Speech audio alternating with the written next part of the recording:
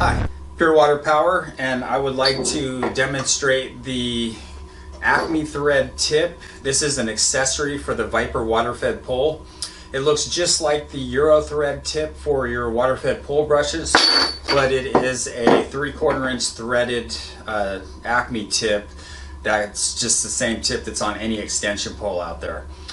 Now, benefit of this is you can take your existing Viper pole and you can either disconnect the gooseneck assembly from the straight gooseneck and insert. I've attached a wood tip on this just for a better visual. You can insert this tip here, and now you can either use the threaded end for screw-on attachments like paintbrush rollers or cobweb brushes or anything else that's a standard tip, or you can add a wood tip cone like this and snug fit your squeegees, T-bars, scrapers, etc.